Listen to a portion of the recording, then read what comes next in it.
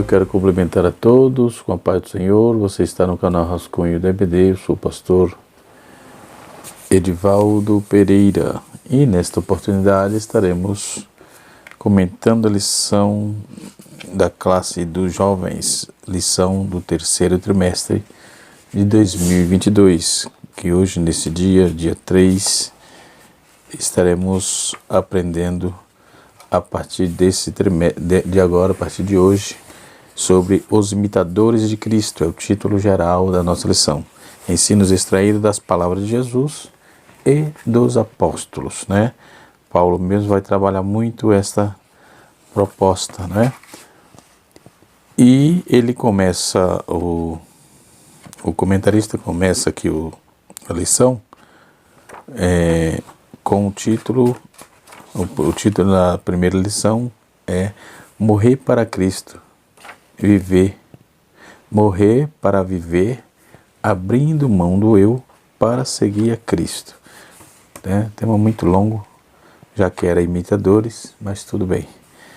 É o tema que vamos trabalhar hoje, não é?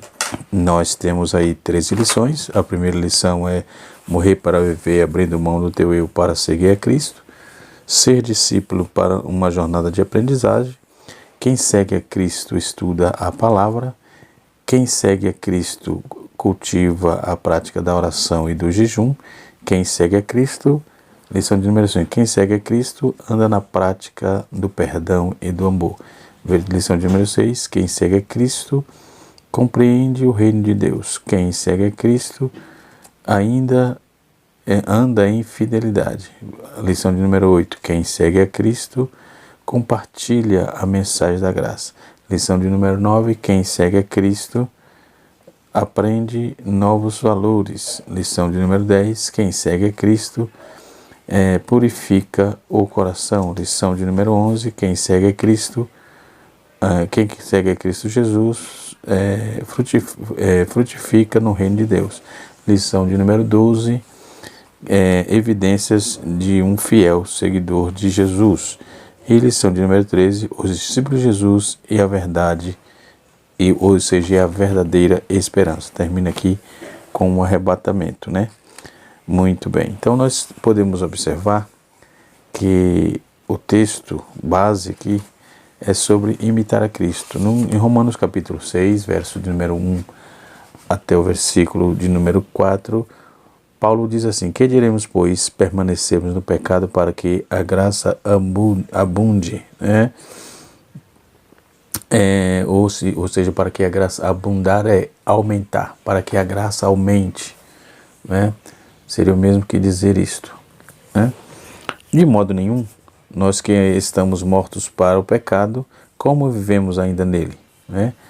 Versículo 3, e não sabeis que todos quanto fomos batizados em Jesus Cristo, fomos batizados na sua morte, de sorte que fomos sepultados com ele pelo batismo na morte, para que como Cristo ressuscitou dos mortos pela glória do Pai, assim andemos nós também em novidade de vida. Muito bem. Todos é sabido disso, que todos, sem exceção, que aceitou a Cristo precisa haver mudança de vida. Consequentemente, imitar as práticas de Cristo. Todos imitadores, todos filhos de Deus, como filhos amados, são imitadores de Cristo. Eu quero ler aqui no capítulo de número 5, versículo 1 de Efésios. Efésios capítulo 5, versículo 1. Vamos ver o que está escrito. Efésios 5, verso 1. Diz assim o texto. Vamos lá. Efésios 5, versículo 1. Sede, pois, imitadores de Deus, como filhos amados, né? Então, nós temos aí informações de sobra para trabalhar, ok? Não há possibilidade de seguir a Cristo, de querer ser crente sem imitar a Cristo, né? Quem imita a Cristo tem que ser crente, ponto. ou imitar a Cristo não é do seu jeito, é do jeito bíblico, é do jeito de Cristo. Na introdução nós temos aqui, seguir a Cristo não é um processo automático, mecânico, irrefletido, não. É uma decisão cotidiana, o consciente que tomamos debaixo da operação do Espírito, né? É cotidiano e consciente que tomamos debaixo da operação do Espírito em nossas vidas. É nesta perspectiva que devemos pensar nosso relacionamento com Cristo como uma dádiva celeste que nos foi amorosamente concedida, que jamais venhamos nos esquecer de que somos filhos amados, gerados pela graça do Pai para a realização de boas obras. Ok? O primeiro tópico da nossa lição é a vida nova que queremos, né? No segundo tópico nós temos aqui livres do pecado, escravos de Cristo. O terceiro tópico é já posso viver, pois nasci de novo, né? Então fala sobre o novo nascimento, né? E o título geral da lição, como eu já disse, é Imitadores de Cristo.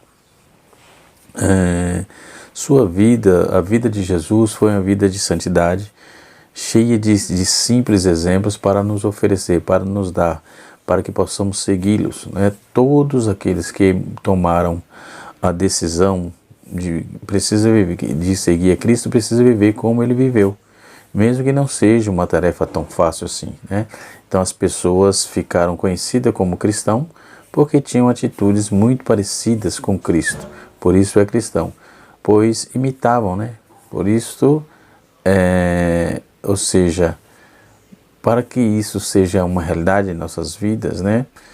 É preciso que tenhamos constantes leituras, que tenhamos constante leitura, de leitura bíblica, estudar os livros bíblicos, né? Todo o conteúdo, o compêndio da Bíblia, pois lemos aí a palavra, temos que ler a palavra, conhecemos a Cristo por meio da palavra, conhecemos a Cristo por meio da nossa intimidade, na oração, no jejum, na comunhão, né, com os irmãos, no partir, né, do pão também. Hoje, nesses dias, essa igreja está longe desse propósito. Porque se fala muito, mas se faz pouco, né? Então precisamos nos ater a isto, né? Então quanto mais os tempos passam, né? Mais tempo passamos com Ele, mais parecido ficamos com Ele. Então se passarmos tempo com Cristo, estivermos relacionados a Ele, nós temos aí, com certeza, vamos parecer com Ele, não é? Então quando Cristo esteja dentro desse contexto, de Jesus Cristo, toda a Bíblia contém uns exemplos de ordem sobre como devemos agir diante de situações em servir a Cristo, como servir ao Senhor, não é?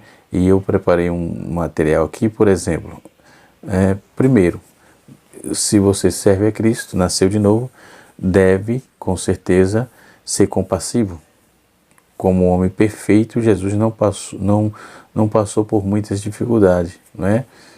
E preocupações comuns aos homens, mas assim mostrou profunda compaixão pelas pessoas, né? Ele estava disposto a fazer tudo para ajudar as pessoas, chegando a fazer coisas que talvez parecem ser desnecessárias, mas realmente a compaixão motivou a ajudar os outros, né? Então nós vamos ver todo o conteúdo bíblico dentro da proposta do texto que nós lemos aqui, ok? Outro ponto, outra marca interessante. Primeiro, compassivo. Segundo, acessível. Todas as pessoas, pessoas de todas as idades, jovens, idosos, não tinham receio de se aproximar de Jesus, porque ele era uma pessoa acessível. A impressão de estar muito ocupado, de ser muito importante, não dava essa impressão, né? Porém, por notar esse interesse pessoal de sentir por elas, as pessoas ficavam à vontade na presença de Cristo, né? Hoje, nos dias atuais, meu Deus, as pessoas é mais importante do que Deus. Tem tanta gente para cortar, tem tanta gente para pedir permissão, que para chegar só a misericórdia do Pai, né? Então que tenhamos cuidado com isso. Isso não é cristianismo, ok? Se a pessoa é crente, está dentro do mesmo contexto, precisa dar atenção sim, né? Precisa dar atenção. Eu costumo dizer que nós, os obreiros, tem hora para entrar na igreja e não tem hora para sair, né? Eu vivo isso na minha vida, constantemente, né? Quando estou pastoreando, porque se quer igreja cheia, se quer jovens animados, se quer igreja animada, igreja motivada, esteja no meio do povo. Caso contrário, é difícil, né?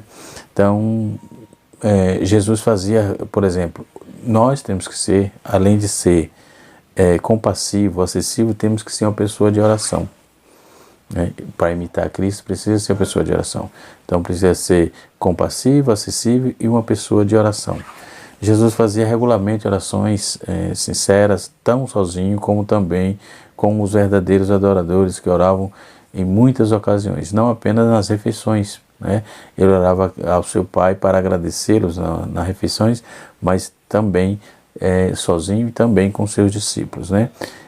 Uma pessoa que serve a Cristo e deve imitar a Cristo tem que ser altruísta. O que é altruísmo? Precisamos, às vezes, Jesus abriu mão do descanso para se colocar no interesse, o interesse dos outros à frente. Então não tínhamos a atitude do primeiro eu, né? Nesse respeito, ele deu exemplo que podemos imitar a Cristo, né? Então vamos servir ao Senhor assim, né? Depois temos que ser perdoador, temos que ser zeloso, temos que ser humilde, temos que ser paciente, né? São qualidades daqueles que imitam a Cristo, né? Na revista, aqui o comentarista deixou um gráfico interessante e ele faz uma comparação assim, ele coloca assim, na primeira lição, seguiremos o que sugerimos que produzam o quadro tal e tal, e ele colocou assim, para mostrar, por exemplo, dispomos como os filhos de Adão e como filho de Deus. Como filho de Adão, nós somos ruínas, pecado, morte, separação de Deus, desobediência, punição e lei, né? Como filhos de Deus, nós somos salvos, né? Nós temos que praticar justiça, temos a vida eterna, temos um relacionamento com Deus, temos que ser obedientes, somos libertos e vivemos pela graça, não é? Então, no primeiro tópico da lição, nós temos a graça que nos faz mudar de vida.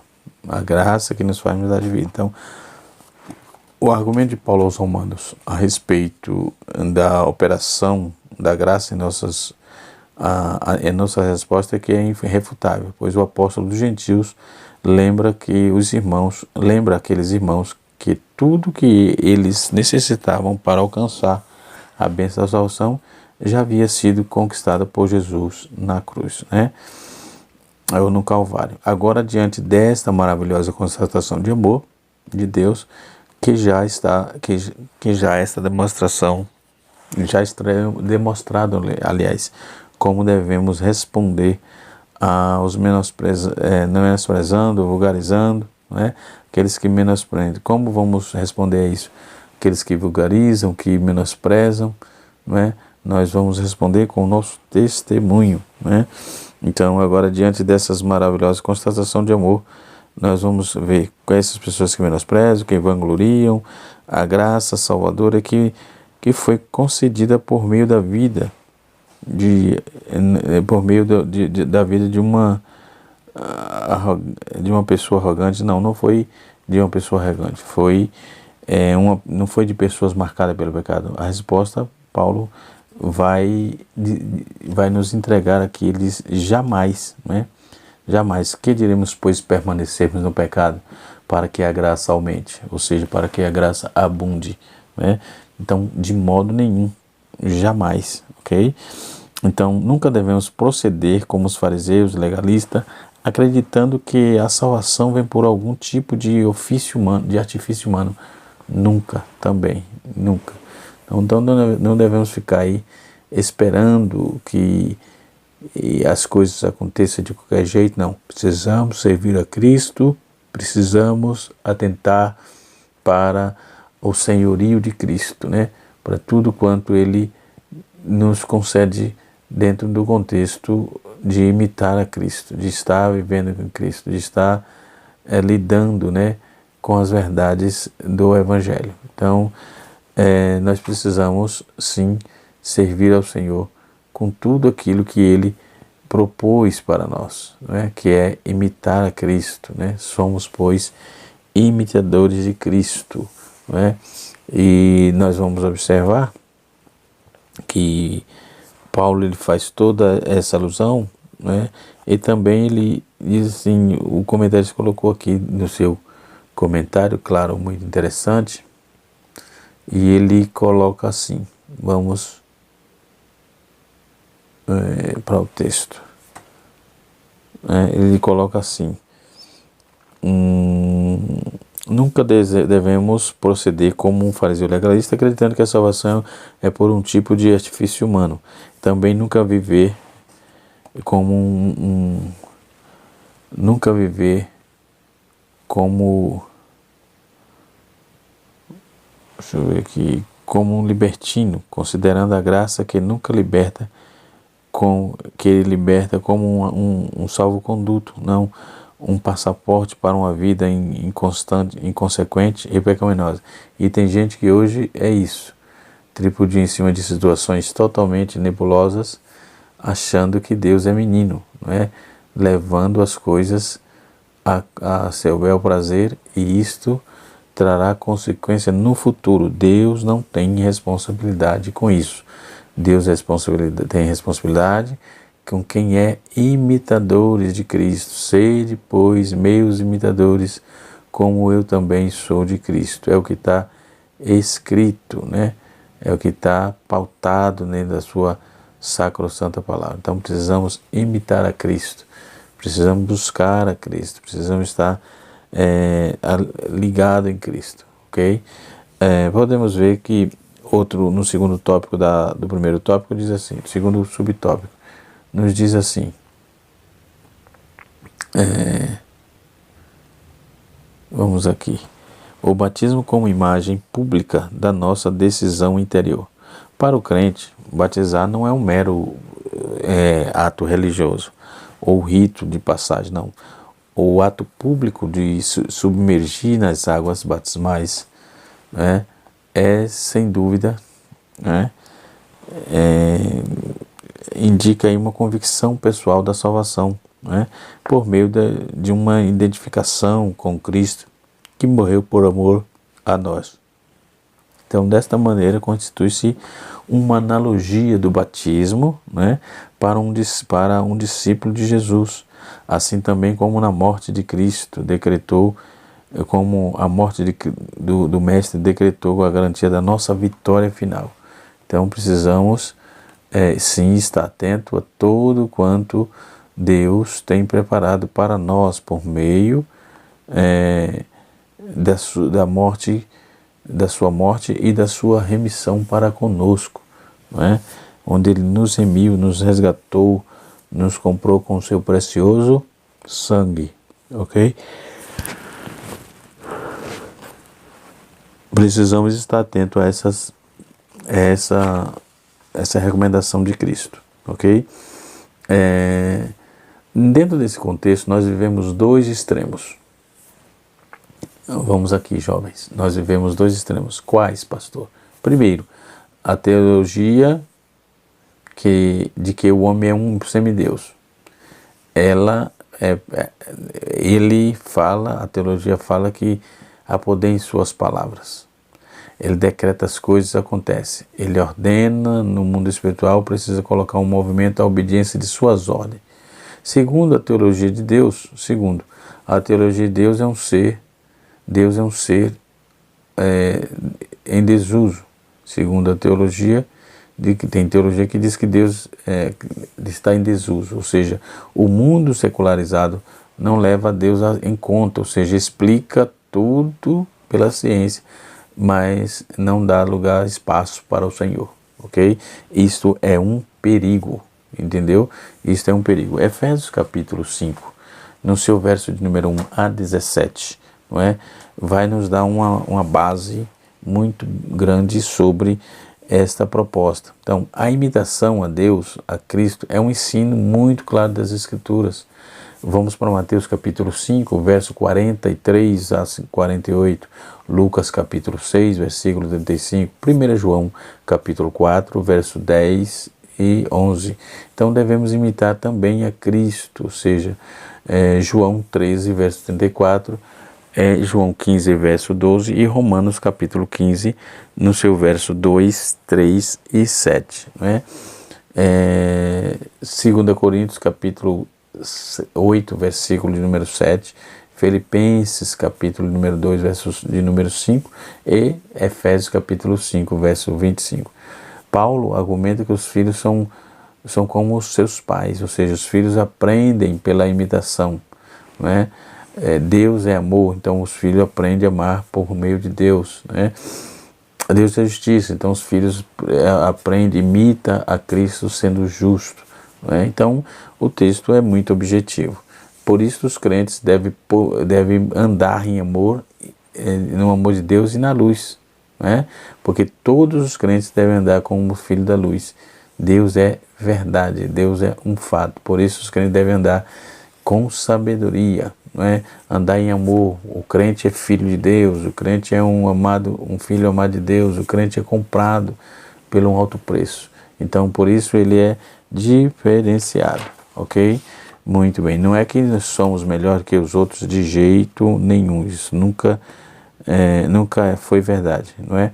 O que precisamos é obedecer a Deus e sermos alcançados por suas bênçãos. Então, o terceiro subtópico da nossa lição diz assim: nossa associação com Jesus de Nazaré deve ser significativa.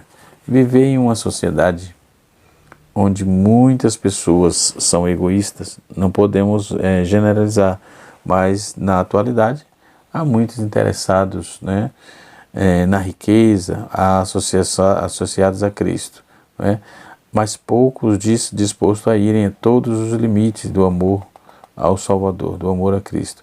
Quem não se associa com a cruz de Cristo jamais experimentará a plenitude do reino de Deus. Quem não se associa com a cruz de Cristo jamais se experimentará a plenitude do reino de Deus, né? Conforme Mateus capítulo 10, no seu verso de número 38 a 39, ok?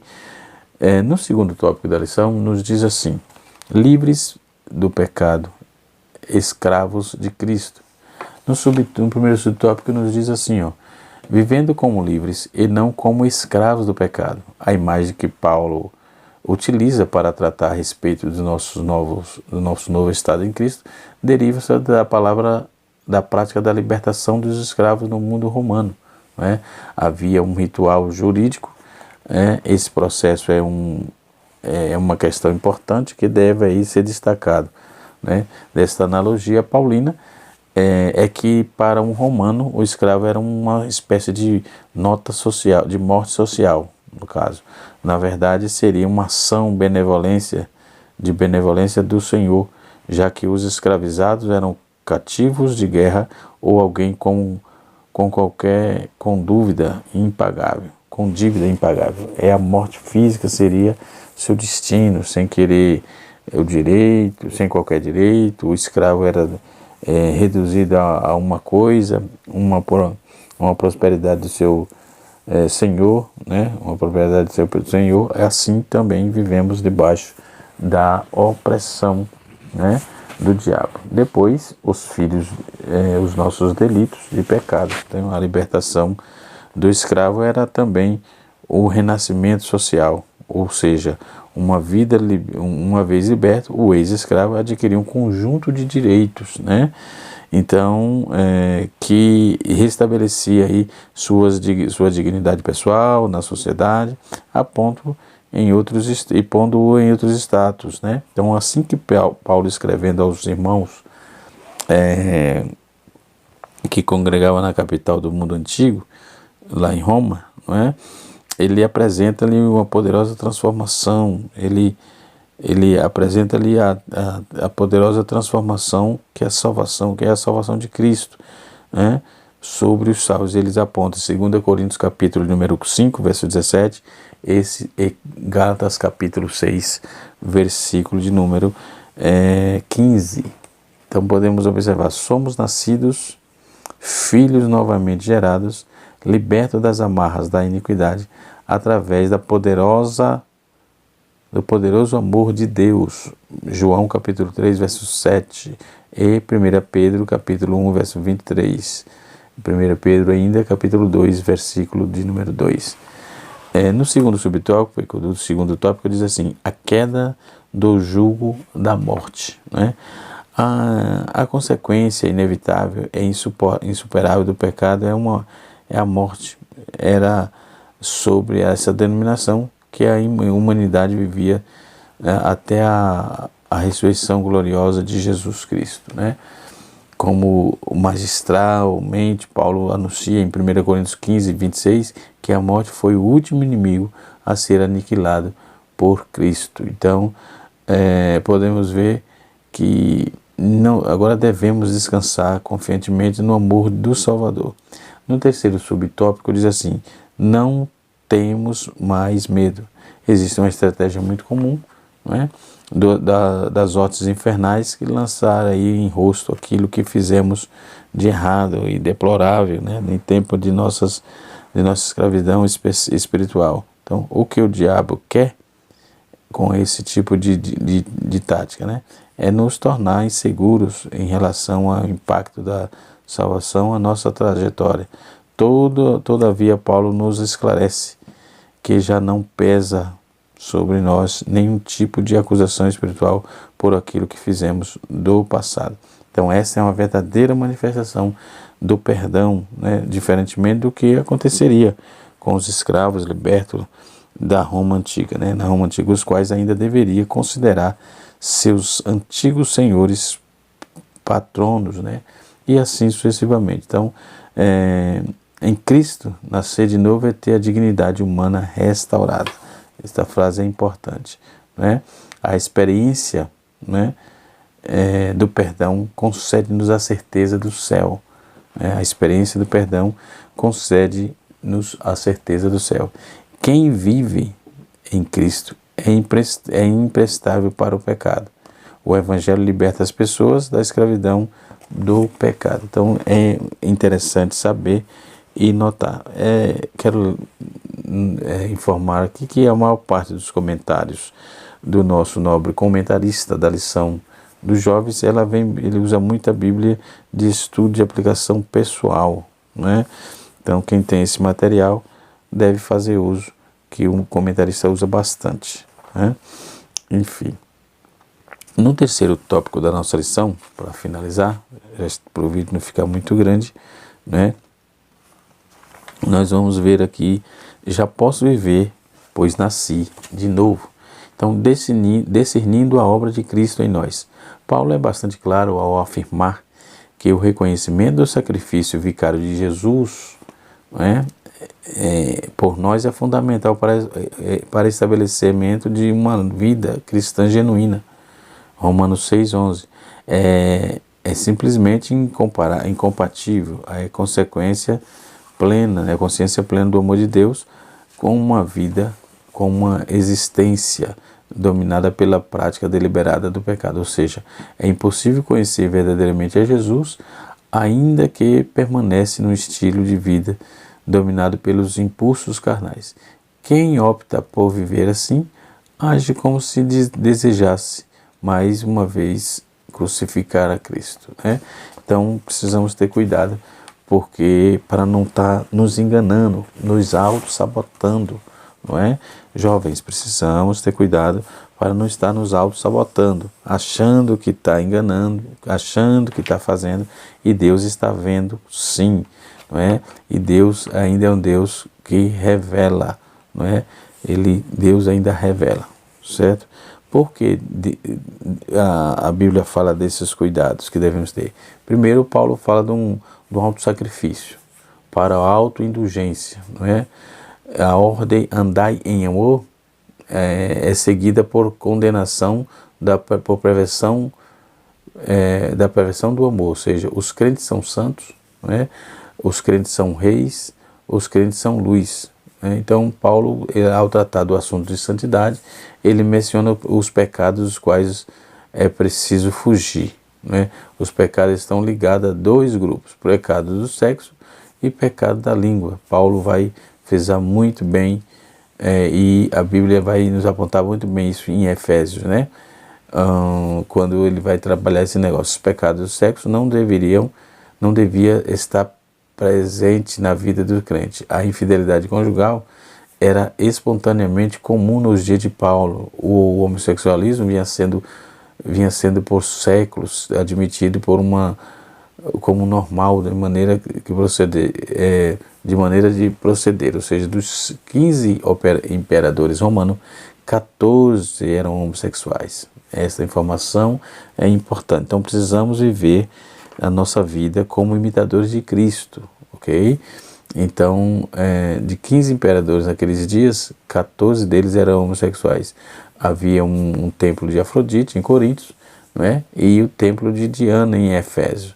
A imoralidade sexual era uma prática comum naqueles dias. Então, os pecados da língua não devem também estar presentes, né? Conversação torpe, né? Palavras vãs, chocarrice não deve fazer parte do vocábulo dos crentes, né? Palavras obscenas, piadas imorais, né? E mexericos fúteis, mexeriqueiros e tal. Precisamos ter cuidado com isso tudo, tá certo? Para ser imitador de Cristo, precisamos nos ater e nos livrar por meio da palavra dessas anomalias. Que Deus em Cristo nos abençoe, que o Espírito de Deus continue falando poderosamente em nosso coração, e até a próxima aula, se Deus assim nos permitir. Canal Rascunho da IBD, ensinando para transformar vidas, tá certo? Na próxima aula estaremos estudando o tema da classe dos jovens, Ser Discípulo, uma jornada de aprendizado, tá certo? Até a próxima, forte abraço.